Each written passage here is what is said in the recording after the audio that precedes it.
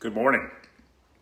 So I was going to celebrate the big race completion this weekend. So if any of you guys have been following, obviously I've been posting a lot. My wife says I post too much, so I like to share. By the way, welcome to the new house. I'm in the kitchen right now. And I'm about to show you something on the other side of this wall that'll give you some shock and awe. Well, for some of you. It didn't really faze me. So we're always doing some repairs here and still updating. We've only been in this house since May. Anyway, I wanted to celebrate the fact that I finally completed the Wilderness 101. I tried it 2 years ago, right after my collapsed lung surgery, and it was a challenge. I made it to mile 66 2 years ago. I had to call it aid station 4, and one of the biggest climbs was yet to come. And well, I went back this weekend, and I beat it. I beat that big climb, and I beat the entire race. I mean, I finished 101 miles, 10,000 feet of climbing. So celebrate, right? Well, the universe doesn't want you to do that. The universe wants to keep you being challenged. I just got the phone with a buddy of mine, shout out to Dale Kessler. Guy's a legit real estate guru. And anyway, by the way, dining area. So, here real quick. I love these windows. It's like the corner of the house. It looks out over the entrance of the driveway. And I'll just go stand in front of it. So there's the new barn. Right there, I get to check out my new barn. That's the man zone where the gym is still getting built because I've been too busy with business stuff and race training. And then there's the driveway coming up through the trees. Anyway, guys, I'll let you start seeing behind me what I'm getting to. The universe will keep challenging you. So, yeah, look at that. That's lovely. Yeah. So as I'm saying, the universe will continue challenging you as I leave my damage behind me. You don't want to ride high too long. You want to stay focused, keep going. I want to celebrate all the amazing contractors in the past couple of months that have already helped us. We moved some of these cool lights. I had the sheetrock all patched up, had them moved over here because really like those lights. Had some old speaker boxes that were built into the walls removed. Had that all fixed up. But now I get to get that sheetrock guy and those painters come back with this massive hole in my ceiling. And then I just finished making a coffee. I'm gonna clean it up. I'll clean it up. I've already called the water remediation company. They're coming. So anyway, as I'm finishing my point on the race, as you enjoy my carnage behind me, life will keep throwing challenges at you. It's how you respond. So whether it be trying to beat a 66-mile completion of a 100-mile race and then finally doing so, or beating that super climb. That climb, by the way, after mile 66 this weekend was god-awful. Here, I'm going to bend over a second here. Put my coffee down. It was like the longest, muddiest, rockiest Jeep road known to man, like a pitch like this. And just kept going and going. Like I'm climbing this thing at my lowest gear on my mountain bike this weekend.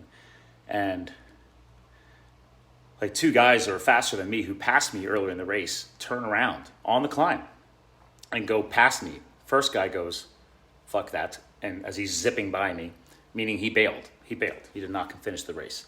The next guy, I'm 2/3 of the way up this climb. It just keeps going. You can't see the end of it. You're climbing a mountain. It's like 1,000 feet of climbing in one climb on dirt and rock and just crap. You can't gear up. You just have to sit there. The gnats are flying around in front of your face. You just sit there and you just suck it up and say, this is why it's the Wilderness 101. This is why everybody said this is the most infamous climb of the race. So anyway, beat that climb, finish the race. 13 hours sitting on a bike seat, 101 miles, 10,000 feet of climbing. Yay.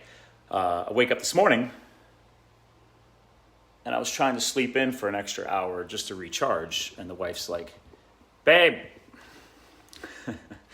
we got a problem. And I'm on the other end of the house in the bedroom trying to just recharge. The legs could use a break, pedaling for 13 hours this weekend.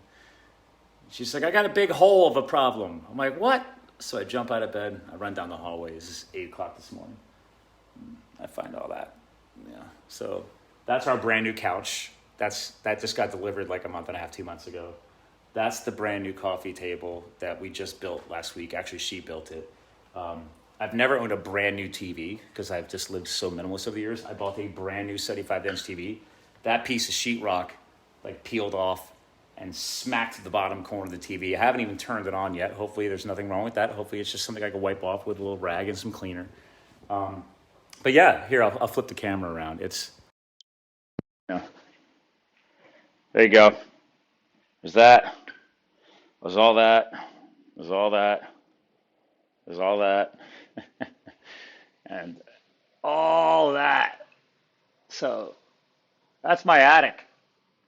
And behind that ductwork is the air handler for the HVAC system. So I've already had, actually, hold on, check it out. These guys are amazing. There they are. I don't know if it's VOCE, VOCE. They just arrived. He was already here. He just brought his boys over. They're already rolling in, guys. I don't mess around. I already made the phone calls. These are the water remediation experts, mold removers, etc. I've already got stuff in motion. I didn't freak out because I'm used to the universe challenging me. Even when I used to be a firefighter, reminder, over 10 years ago, I did wildland firefighting out west for some of you guys who are my newer friends. The book is coming out in the coming weeks, okay? So you want to be a hot shot. That's the name of the book.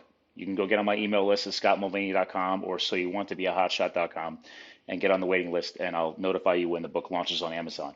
Anyway, just to close out this discussion, these guys are just showed up, so now I don't have to do much. They're going to clean this up. They're going to do what you got to do to make sure there's no mold going to grow from this. But anyway, long story short, if you have an HVAC system and it's hot and humid in the summertime and you see something start dripping, I didn't see anything drip. I'm saying it's something called a condensate pump. I'm 99% sure that the condensate pump either plugged up or failed.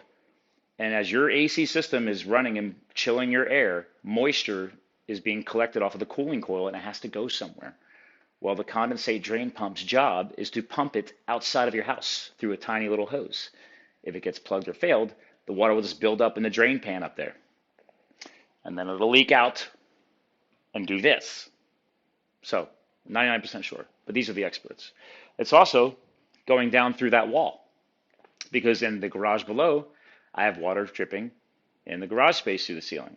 So it's not just the attic. It's just not just my newly painted living room ceiling. And it's not just the wall that I just had patched and painted as well. It's now also the garage below.